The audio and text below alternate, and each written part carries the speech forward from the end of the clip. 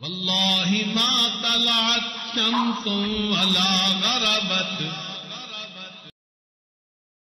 حضور پاک صلی اللہ علیہ وسلم فرماتے ہیں کہ میں نے جتنی شادیاں اپنی کیں اور اپنی بیٹیوں کی کیں اللہ کے حکم سے کیں، اور جبرائیل پیغام لے کے آتے تھے۔ ایک مرتبہ جبرائیل میرے پاس آئے، کہنے لگے،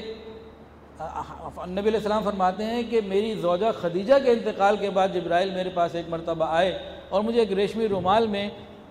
عائشہ کی تصویر دکھائی اور کہا کہ اللہ تعالیٰ نے فرمایا ہے کہ یہ آپ کی زوجہ ہیں، خدیجہ کا نعم البدل ہیں،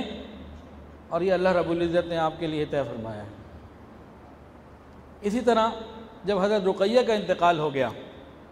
حضرت عثمان کی بیوی پہلی، حضرت جبرائیل آئے، نبی علیہ السلام فرماتے ہیں کہ رقیہ کے انتقال کے بعد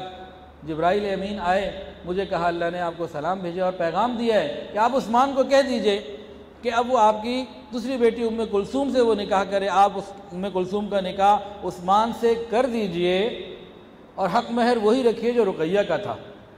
نبی علیہ السلام اس پیغام کے بعد جب مسجد شریف گئے تو دروازے پہ حضرت عثمان سے ملاقات ہوئی اور ان کو پھر اللہ کا پیغام پہنچایا۔ اسی طرح حضرت زینب سے معاملہ ہو گیا، اللہ نے نکاح کر دیا، جبرائیل علیہ السلام آئے، تفصیل بتائی، نبی علیہ السلام اپنا گھر تھا، گھر چلے گئے، اندر چلے گئے، بی بی زینب نے کہا یا رسول اللہ، نہ کوئی پیغام نہ پیام نہ اجازت، آپ اندر آ گئے، یہ نکاح ہو گیا، پڑھایا کس نے، گواہ کون، یہ سب کیا ہے؟ نبی علیہ السلام نے فرمایا کہ یہ نکاح آسمانوں پہ ہوا، اللہ رب العزت نے نکاح پڑھایا اور اس کے جو گواہ ہیں جبرائیل اور میکائیل اور جنت اور آسمان کے فرشتے ہیں۔ تو یہ معاملات بھی اللہ رب العزت اور جبرائیل علیہ السلام اس طریقے سے یہاں کتابوں میں باتیں احادیث کے اندر موجود ہیں۔